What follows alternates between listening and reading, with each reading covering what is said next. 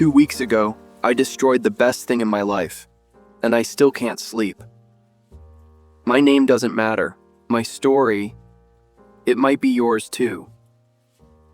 Right now, I'm sitting in the same chair where we used to watch movies together. The silence is so thick I can barely breathe. The rain outside sounds like the tears I can't seem to stop crying. I ended it. Me. I was the one who said the words that shattered everything we built together. And now I'm drowning in regret so deep I don't know if I'll ever find my way back to the surface. If you've ever loved someone so much it scared you, if you've ever made a decision that felt right in the moment but destroyed you afterward, then maybe you'll understand what I'm about to tell you. This isn't just about a breakup. This is about how love can make you do things that go against every fiber of your being. How fear can disguise itself as strength. How sometimes the person who ends the relationship suffers just as much, maybe even more. But what happened next? What I discovered about myself in these past 2 weeks. That's the part that's really eating me alive. We met at a coffee shop on a Tuesday morning. Nothing special about it. Just two people reaching for the same book on a shelf. Our fingers touched for half a second. She laughed. I melted. Her name was Sarah. She had this way of tilting her head when she was thinking, like she was trying to solve the world's biggest puzzle. Her laugh, God, her laugh could light up the darkest room. Those first few months felt like a dream I never wanted to wake up from. She'd leave little notes in my jacket pockets, random thoughts, inside jokes. Sometimes just a smiley face drawn with a purple pen she always carried. I remember our first real date. We walked through the park until midnight, talking about everything and nothing. She told me about her fear of butterflies. I told her about my obsession with old jazz records. We were complete opposites in so many ways, but somehow, we fit. Sunday mornings became our sacred time.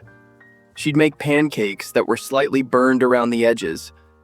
I'd play guitar while she hummed along, off-key but beautiful. We'd spend hours just existing in each other's space. No rush, no pressure, just us. She had this habit of stealing my hoodies. I'd find her wearing them around her apartment, drowning in fabric that was 3 sizes too big. She'd scrunch up her nose and say they smelled like home. I never asked for them back. For 8 months, we were invincible. We talked about moving in together, maybe getting a dog. She wanted a golden retriever. I preferred cats, but I would have agreed to a pet snake if it made her happy. I thought I'd found my person, the one they write songs about, the one who makes you believe in forever. But love, real love, it's terrifying when you've never experienced it before. Because with love comes the possibility of loss. And I've always been terrified of losing things I care about. The first sign something was wrong wasn't with her. It was with me. I started having panic attacks at night, not because of anything she did, because of what I felt. The intensity scared me. I'd never needed someone so completely before. Never felt so vulnerable. She'd reach for my hand during movies and I'd feel my chest tighten. Not from her touch, from the fear of what would happen if I lost that touch forever. I started pulling away without realizing it. She noticed, of course. How could she not? "You seem distant lately," she said one evening. We were making dinner together, something we'd done 100 times before, but this time felt different, strained. I lied, told her work was stressing me out. She believed me because she wanted to, because she trusted me completely. That trust, it made everything worse. I began creating problems that didn't exist, picking fights over stupid things. The way she loaded the dishwasher, her choice in movies, whether we should order pizza or cook, anything to create distance between us. She tried so hard to fix things, suggested we take a weekend trip, Maybe see a counselor together? She bought tickets to see my favorite band, thinking music would bring us back together, but I was already gone. Emotionally, I'd started building walls, preparing for the inevitable end, because in my mind, everything good eventually ends. And I'd rather control when and how than be blindsided by loss. The worst part? She blamed herself. I could see it in her eyes during our last few weeks together. She thought she wasn't enough, wasn't trying hard enough, wasn't loving me the right way. The truth was the opposite. She loved me perfectly. Too perfectly. And I couldn't handle being loved that completely. 2 weeks and 3 days ago, she made one final attempt to save us. She showed up at my apartment with Chinese takeout and a photo album she'd made. Pictures of our 8 months together. Every small moment documented with little captions in her handwriting. I should have fallen into her arms, should have told her about my fears, should have fought for what we had. Instead, I did the one thing I knew would end everything forever. "We need to talk," I said as she walked through my door. 4 words that changed everything. She knew immediately. You can't hide the tone that comes with those words. Her face fell. The photo album slipped from her hands. "Please don't," she whispered. "Whatever you're thinking, we can fix it." But I'd already made up my mind, or rather my fear had made it up for me. "This isn't working," I said. Each word felt like swallowing glass. "We want different things." It was a lie. We wanted exactly the same things, but lies feel safer than truth sometimes. She sat down on my couch, the same couch where we'd spent countless evenings, where she'd fall asleep against my shoulder during late-night movies, where we'd planned imaginary vacations to places we'd never been. "What did I do wrong?" she asked. "Nothing. You did nothing wrong. You loved me exactly the way I needed to be loved, and it terrified me so much I had to destroy it." But I didn't say that. Instead, I gave her generic excuses. We'd grown apart. We weren't compatible. The timing wasn't right. All the standard breakup lines that mean nothing and everything at the same time. She cried, not the dramatic sobbing you see in movies, just quiet tears that rolled down her cheeks while she stared at the floor.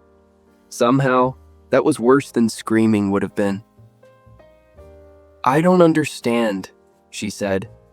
"Last week you said you loved me." "I did love you," I replied, past tense.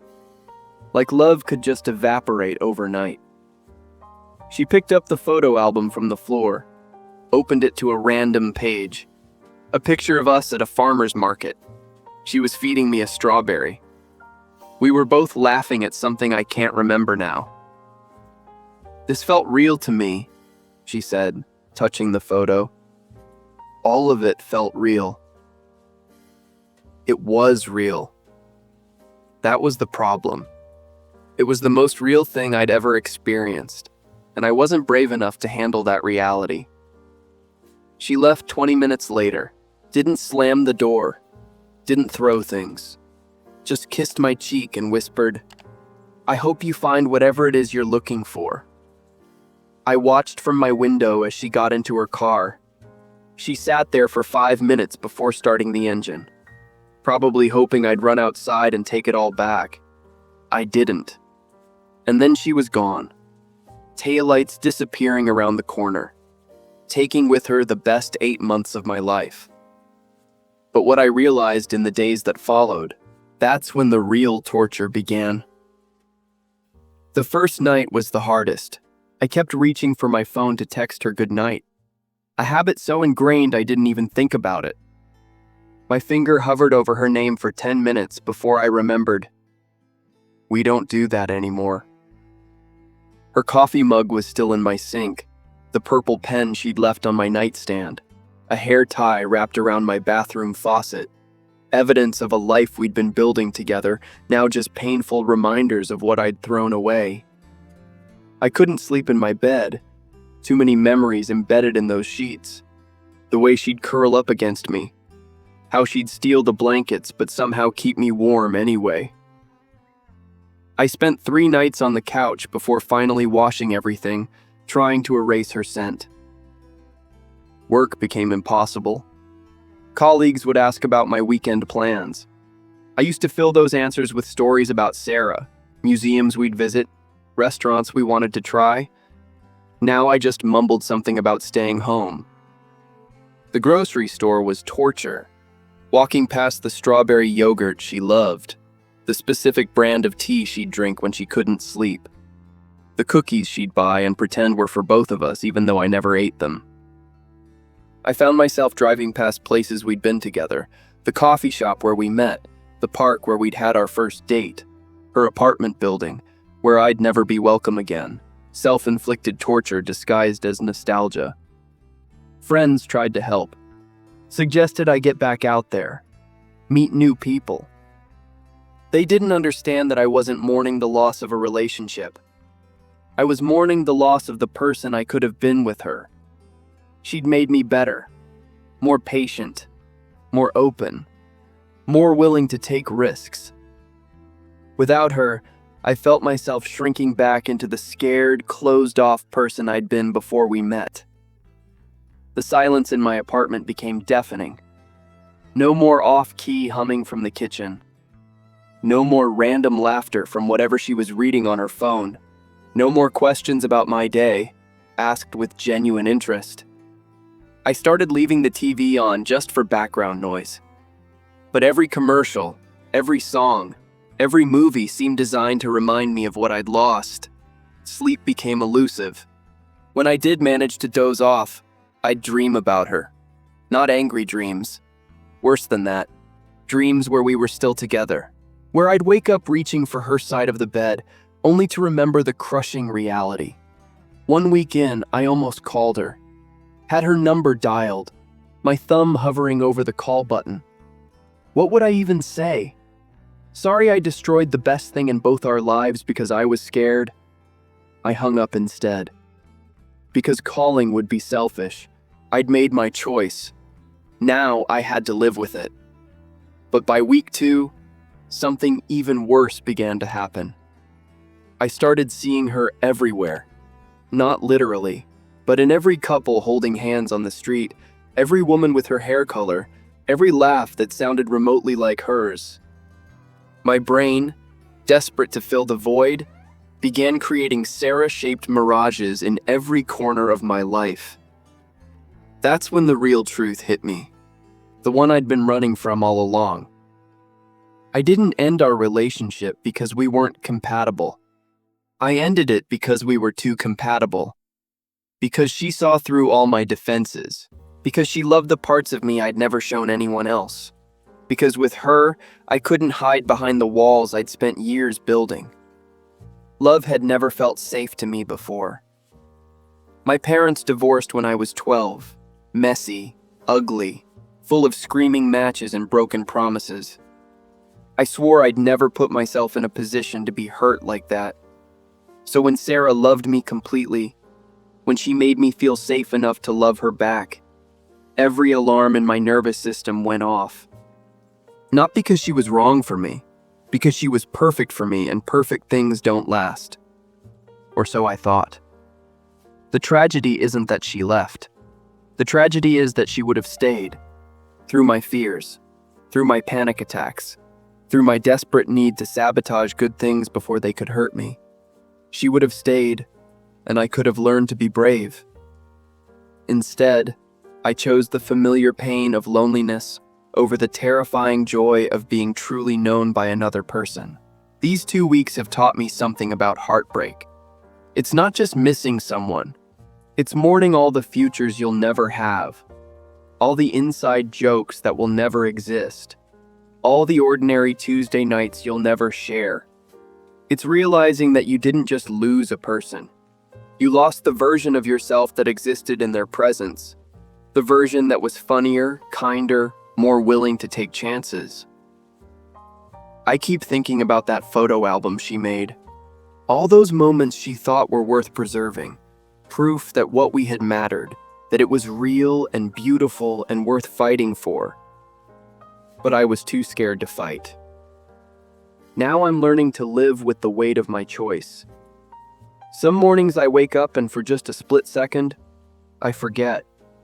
I reach for my phone to send her a good morning text. Then reality crashes back in, and I remember that I'm the architect of my own loneliness. People say time heals all wounds. Maybe it does, but some wounds leave scars that remind you of what you're capable of losing when fear makes your decisions. I ended our story, but I could never erase what we created together. Those 8 months live inside me now. A reminder of what love can look like when you're brave enough to accept it. Sarah, if you're somehow listening to this, I'm sorry. Not just for ending us, but for not being brave enough to let you help me heal the parts of me that were too scared to love you properly. You deserved someone who would fight for what we had. Someone who saw your love as a gift, not a threat. I hope someday you find that person.